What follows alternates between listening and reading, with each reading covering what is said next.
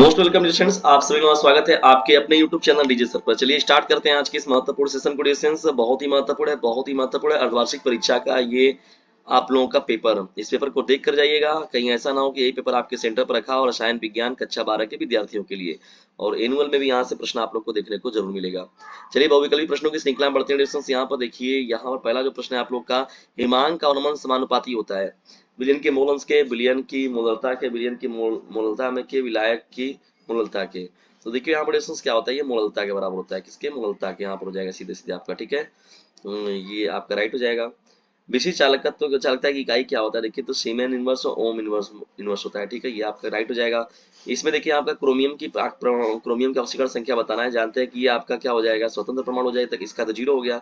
और फोल्डिंग पर -1 होता है तो इसका प्लस -4 हो गया, और यहाँ -1 पहले से ही उधर उस साइड रहेगा, तो +4 -4 उधर जाएगा तो +4 में से 1 माइनस निकला तो यहाँ पर हो जाएगा 3, तो 3 इसका राइट आंसर हो जाएगा, ठीक है।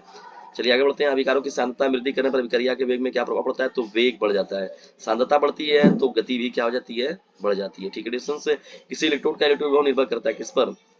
निर्भर नहीं करता है। देखिए तो दाब पर जो होगा इस प्रश्न का राइट आंसर हो जाएगा, ठीक है। डिस्टेंस से किसी इलेक्ट्रोड का इलेक्ट्रिक विभव जो होता है किस पर निर्भर नहीं करता है? तो दाब पर निर्भर नहीं करता है।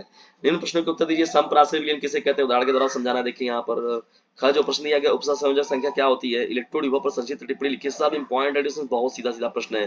कोलराउस के नियम को समझाइए। इस पेपर को अगर आप अच्छे से तैयार कर लेते हैं तो आपको यहाँ से आपके एनुअल में भी बहुत से प्रश्न मिलेंगे। एक दंती लिगेंड के उदाहरण को सहायता समझाना है। यहाँ पर देखिए आईपीसी नाम उपसर्ग संयोजक यौगिक का आप जानते हैं, बड़ा इंटरेस्टिंग होता है आईपीसी नाम लिखना है इसका।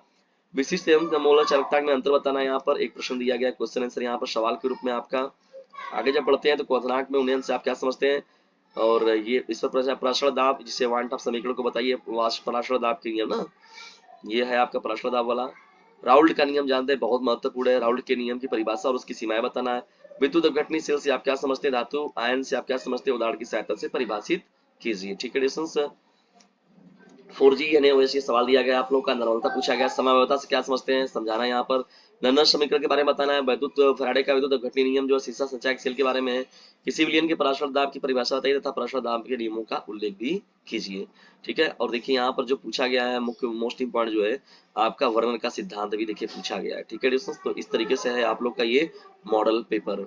मॉडल पेपर जो आप लोग के अर्धवार्षिक किसी न किसी विद्यालय पर सेंटर पर ये हुआ पेपर है। तो डियर दोस्तों उन्हीं पेपरों का आप लोग के साथ डिस्कशन किया जा रहा है, तो ये आपके लिए बहुत ही इंपॉर्टेंट रहेगा पेपर, ठीक है दोस्तों। और याद रखिएगा, यदि ज्यादा नंबर पाने की इच्छा तो डीजे सर चैनल से जोड़ लीजिएगा शिक्षा, ठीक है। तो जल्दी मिलते हैं किसी अन्य वीडियो किसी टॉपिक के साथ, तब तक के लिए टेक केयर, बाय, जय हिंद, जय भारत।